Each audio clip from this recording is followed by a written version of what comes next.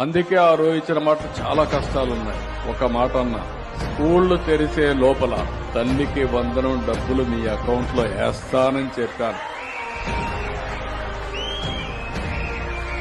మాట నిలబెట్టుకున్నాం.